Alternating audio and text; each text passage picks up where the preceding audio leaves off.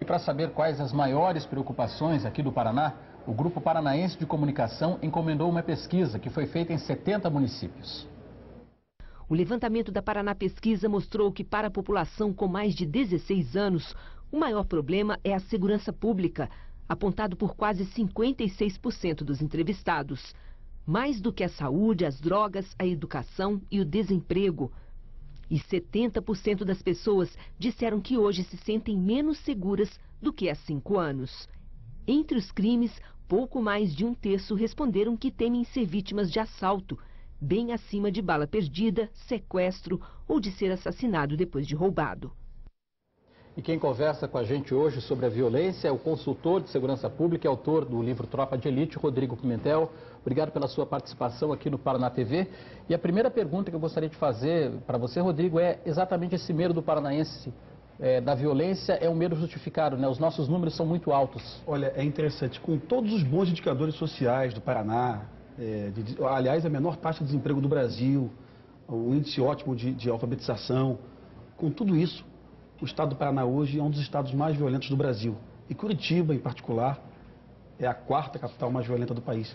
Muito mais violenta que São Paulo e também mais violenta que o próprio Rio de Janeiro, apesar de toda aquela visibilidade do crime no Rio de Janeiro, aquelas gangues armadas em favelas. Apesar disso, Curitiba consegue ser mais violento que o Rio de Janeiro. O estado do Paraná, a situação de violência aqui, o que explica isso? Seria questão de fronteira também, ajudando a aumentar esses índices? Que análise você faz? Olha, na verdade, apesar da queda do desemprego em todo o país, o crime aumenta em todo o país. No Nordeste, no Sul, no Centro-Oeste.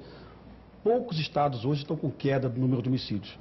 Estados onde você tem política de segurança de longo prazo está caindo. Rio de Janeiro e São Paulo estão caindo sim. Agora, olha que interessante esse número.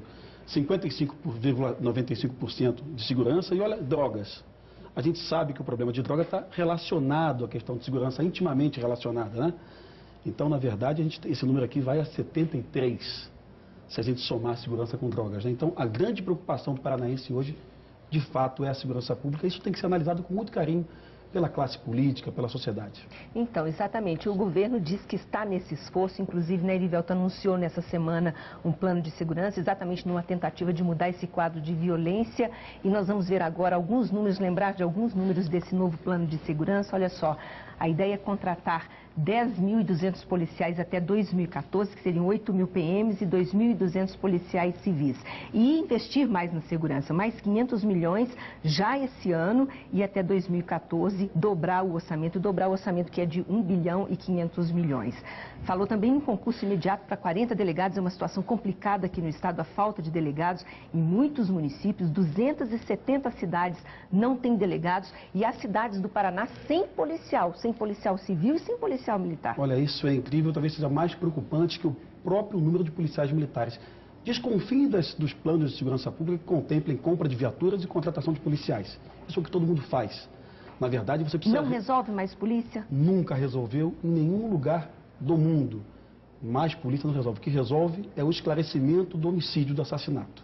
Então, investimento em perícia, investigação, liberar a polícia civil da delegacia, onde ela toma conta do preso. Essa também é uma ideia do plano. Exato. Essa, aliás, eu li o plano com carinho, essa talvez seja a melhor ideia do plano. Aliás, o plano, ele não fala só na contratação de policiais. Em justiça, eu me refiro dessa forma. O plano fala também em esvaziar as carceragens das delegacias, né? Isso já foi feito. Temos mais presos nas delegacias, 14 mil, mais do que no sistema penitenciário. É um estado que tem o maior número de presos em delegacias no Brasil. Isso é vergonhoso. A Polícia Civil fica imobilizada, tomando conta de preso, quando devia estar na rua investigando homicídios, assassinatos, prendendo traficantes. Então, a delegacia esvaziada, isso já aconteceu em vários estados, seria uma boa ideia do governo estadual. Eu estou falando também da perícia técnica. Eu preciso do perito. O grande herói da polícia do mundo hoje não é mais aquele policial que corre por cima dos carros, dando tiro nas ruas. Os seriados mostram isso pra gente. O herói hoje é o perito forense, aquele que consegue dar a prova para o juiz condenar, para o Ministério Público oferecer denúncia. Então, tudo isso tem que ser pensado ao mesmo tempo. E a outra questão importantíssima, 2/3 dos homicídios no país são praticados por traficantes. O crack é um grande problema no Brasil. Eu não vi no plano nenhuma preocupação efetiva com internação, com um local para abrigar esses usuários, porque esses usuários praticam furtos, praticam roubos, matam e morrem. Então eu não consigo reduzir a violência urbana no país hoje sem tratar a questão do crack com muita seriedade. E é uma questão de saúde pública também. Nós só temos um CAPS em Curitiba hoje apto a receber esse tipo de internação. Então eu tenho que chamar a saúde, tenho que chamar a educação, todo mundo, e chamar a sociedade. Porque quem fuma maconha hoje está ajudando a matar alguém.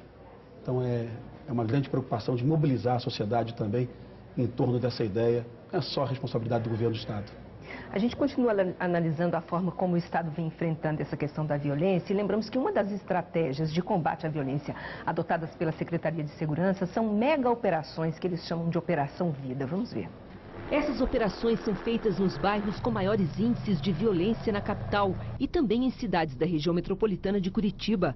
As ações reúnem centenas de policiais, viaturas, helicóptero. A intenção é se antecipar ao crime, mas como exigem grande mobilização, as operações são feitas esporadicamente.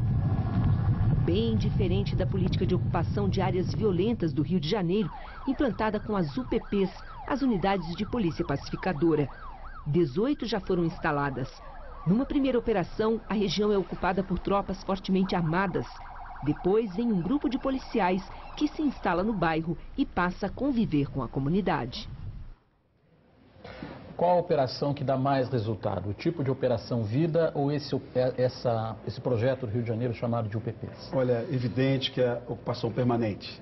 Nós temos exemplos do Rio de Janeiro, da Cidade de Deus, 65 mil habitantes. Nós tínhamos 12 homicídios por mês. Depois da implantação do UPP, 0 homicídios. A ação policial que você vai e não permanece, ela eventualmente apreende uma pistola, uma arma, alguma cocaína, mas a polícia sai. E tudo aquilo é reproduzido e continua e persiste. É midiático, não funciona, lamentável. Mas se eu tiver um objetivo específico muito certo, vou prender um criminoso, aí sim funciona. Mas normalmente ela não é planejada assim. Normalmente ela é um retorno para a sociedade, dá uma satisfação para a sociedade de que está fazendo alguma coisa e na verdade não funciona.